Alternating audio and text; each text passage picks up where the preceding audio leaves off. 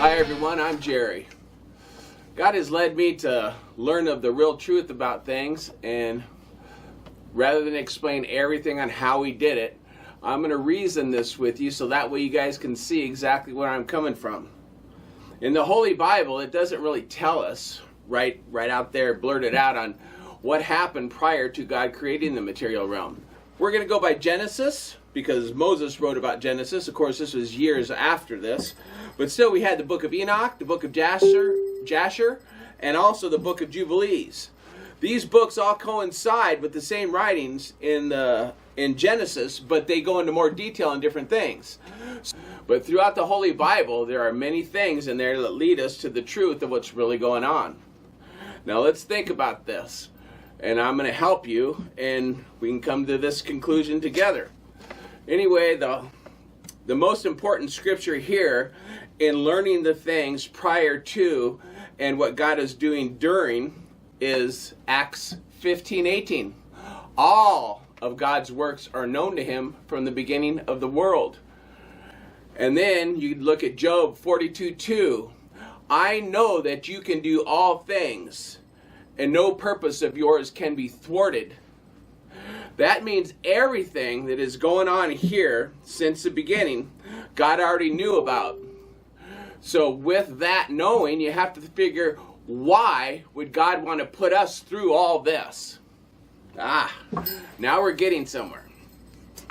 So there's a few little things here that I'm going to address, because I'm only going to go from the time prior to God creating the material realm. I'm going all the way to when Lucifer rebelled against God. I'm going right into that area there. That's prior to God creating the material realm.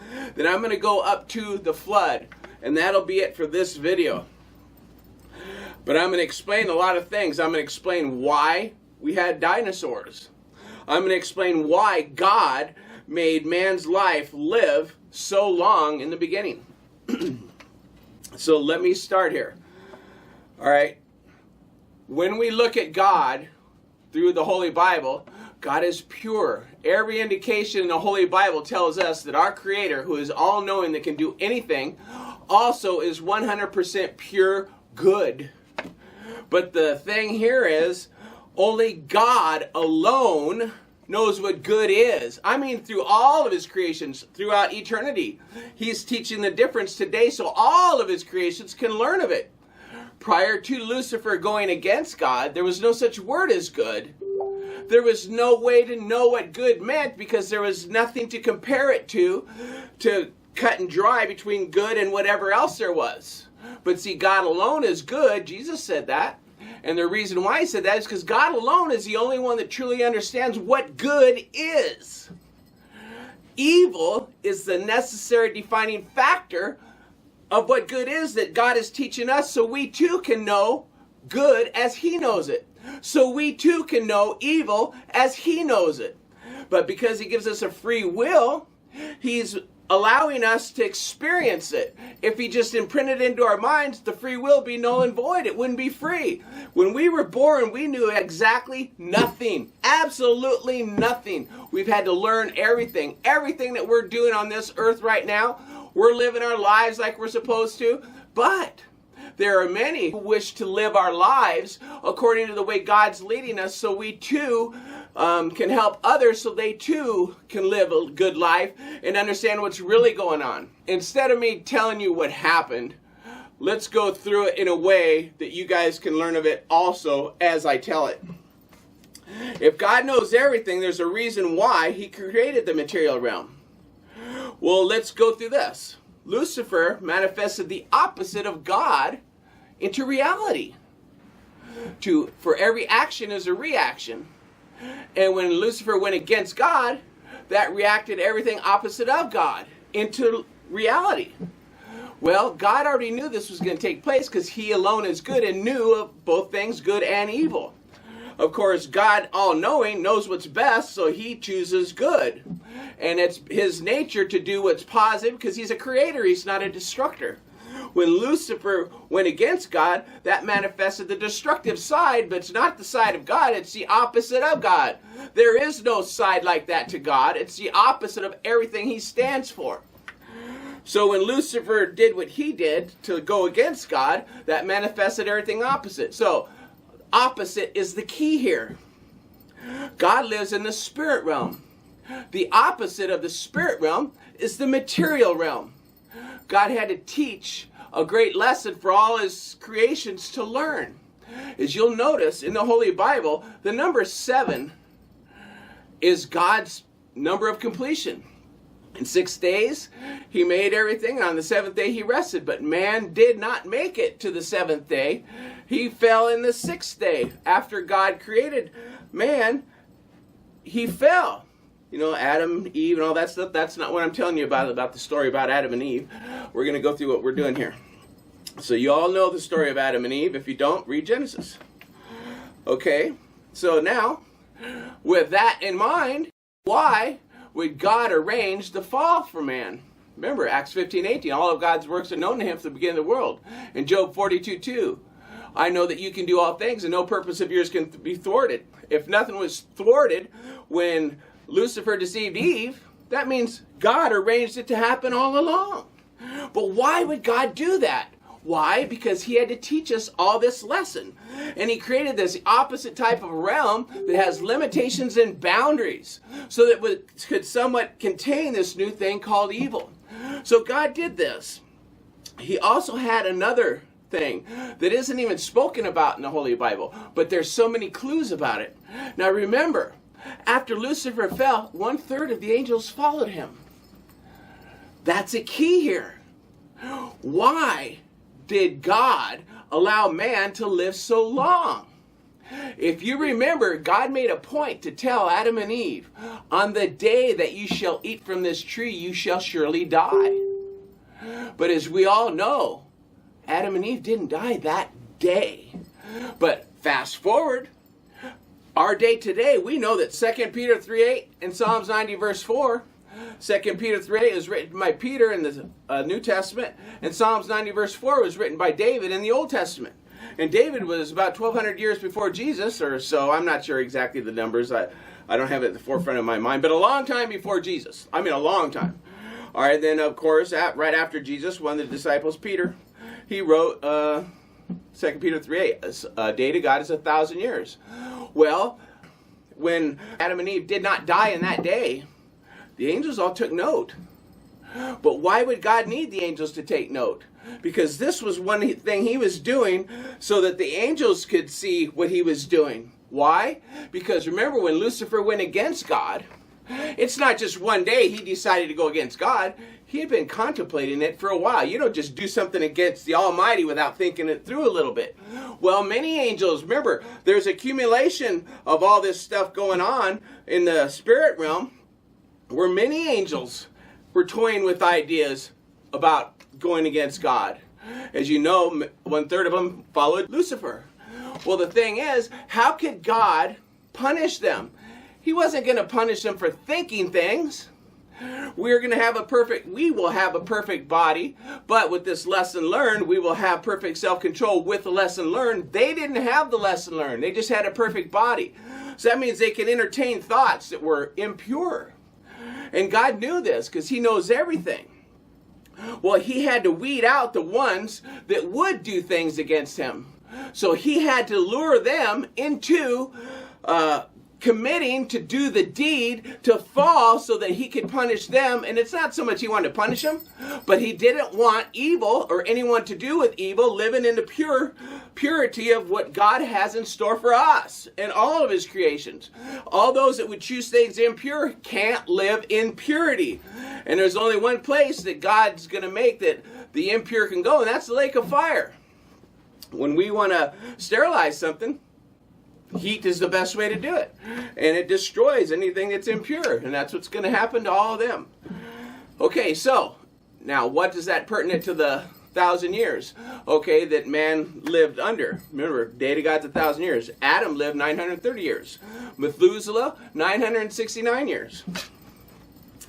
Notice they all died within one of God's days. So when God said, on the day you shall surely eat from this tree, you shall surely die, they did die in that day. God's day. They didn't die in the day that all the creation that God had up until that point, when he said they will die on that day, they didn't die that day. So they all thought that, well, something's different here. They didn't think God lied. Of course, God doesn't lie. But maybe he didn't mean it. I don't know. I am just Jerry. I'm not God. And I don't know what they were thinking, but this lured them out. Because as man had sons and daughters, the daughters were looking good. And all these angels that had the impure thoughts of wanting to go against God saw the chance where they could come down and mate with woman and have children. And they could repopulate a utopia of themselves. Well, when they did fall, they did this because it didn't look like man would die. It looked like they would live forever. Because a 300-year-old woman back then would look like, to us, a 25-year-old woman today. So after 300 years, they're still around. Wow. And they're still beautiful. It doesn't look like they're aging at all. They thought that they would never die. But that's why God made them live so long, so that way it would lure the angels out, became demons because they were fallen angels. They came down here and mated with them and had children called the Nephilim. These Nephilim were giants, 37 feet around and, shorter and taller. But we just know a record because of the 37-foot skeletons we found in the world. But anyway, back to where I'm trying to get here. So with that, now we're going to conquer the dinosaurs. So this is the reason why God had the man live so long in the beginning. Now, why would God create dinosaurs? Aha! Now this is the cool part. I don't understand why no one's ever noticed this before, but what would those Nephilim eat? There's man's food. Remember, we're this tall. I'm 6'1". There's people, Shaquille O'Neal, 7'1". Then you have people as small as 3 foot, 4 foot. So our average height is not that big. A cow to us is gigantic. If we got in a fight with a cow, we're going to lose. Unless we had tools in order to kill them. Because they're that big. Of course, we're smarter than them, so we can do what we want. But what I'm trying to get at here is, if one of those giants picked up a cow, it'd be about this, about the size of a hamburger to us. So there's only so many cows. And remember, these giants, they have to eat a lot of food. Well, if God left just man's food here, it would deplete all the food and everybody would starve. So God allowed reptiles and other animals to grow bigger. Remember, is angels also mated with animals. They wanted to make God mad. They wanted to go against God. And they did. And then this is what created the dinosaurs. So that these giants could have food. These dinosaurs, as we know them, were the food for the Nephilim. But God had one phase, the phase 1 in God's grand plan was also to clear out heaven. And he did that. And then he had to have the flood come in order to finish off with man. Now, as you'll notice, Jesus came after the flood. He was 4,000 years ago, or 2,000 years ago today, and it was 4,000 years from after creation that Jesus was there. He was 2/3 of the way through his grand plan up till here, but we still have 1,000 years left of Jesus ruling the earth. That's the last millennium, but I'm not going into that. I'm going to stop at the flood. So anyway, so the dinosaurs were here to feed the Nephilim. So now let's recap, and that'll be the end of this one right here. Adam and Eve were created, they fell. Prior to that, God had to distinguish good from evil, and that's why he created the material realm, so he could teach all of his creations the grand plan of exactly what good and evil is too, because God alone is good. He's teaching all of us this so we too can become good. This is his grand plan. Prior to this, Lucifer went against God, but it had already been trickling through the minds of angels. So God had to make life live longer so that it could lure the angels out to create their sin, so that way God could punish them. God would not punish somebody on thought alone. You had to act on it. And they did. And he got them to do that. And that's why God created this material realm, and why Adam and Eve and all their children lived so long, up until 1,656 years after creation. Remember when I told you that I did this in another video, why God's perfect number is 7? Well, it also rhymes with heaven in this language of explanation that we all speak. And so does 11. 11 and 7 both rhyme with heaven, God's dwelling place. And we know in Revelation 13 that the number of the beast, which stands for evil, is 666. Watch what God did here. 1,656 years after creation, God flooded the earth to destroy mankind, leaving only Noah, Ham, Shem, and Japheth and their 4 wives. 8 people, that's it. That's what replenished. We're all from Noah also. So he had to replenish the entire human race from those 8. So we had 1656. Now watch this. 16th century in the 56th year. 6 plus 1 equals 7. Wow. And 5 plus 6 equals 11. Wow. Those numbers again that rhyme with heaven. Why? Because God's doing this in perfect structure. So we can learn of this today. Watch this. 1656, God destroyed man because of 666, right? The evil. 1656. The 1 and the 5 add together equals 6. Now you got 3 6s. That's why God destroyed man to begin with, because of the evil. He also destroyed the Nephilim with it. The Nephilim that were giants for the children of the demons. And they call the Nephilim too after that were giants, but they really weren't the same Nephilim. Anyway, that's where we're at.